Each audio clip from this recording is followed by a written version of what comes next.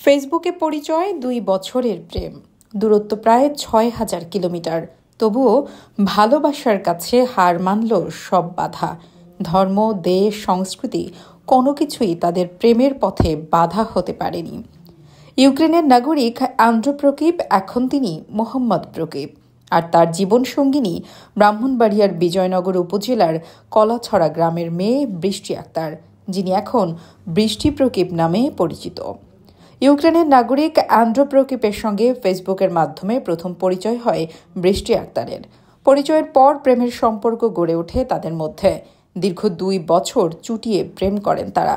অবশেষে ফেসবুকে শুরু হয় ভালোবাসার গল্প।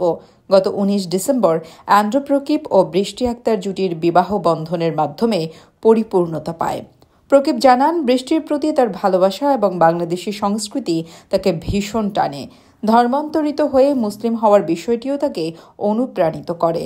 বাংলাদেশ খুবই সুন্দর, বৃষ্টিকে পেয়ে তিনি অনেক খুশি।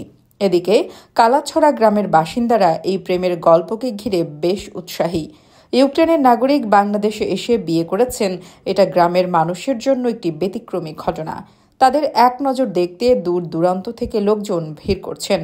প্রেম যে সত্যিই সীমাহীন, প্রকিপ ও বৃষ্টির গল্প তারই প্রমাণ। ফার্স্ট টাইমে তো কথা বলার সময় ও ফ্রেন্ড ছিল, তারপর ও আমাকে প্রপোজ করেছে। তখন আমি বলেছি আমি প্রেম করব না, বাট বিয়ে করতে রাজি আছি। তখন ও বলছে ঠিক আছে, ও আমাকে বিয়ে করবে বলছে, তার জন্য অপেক্ষা করতে হবে। সো আমি অপেক্ষা করেছি ২ বছর।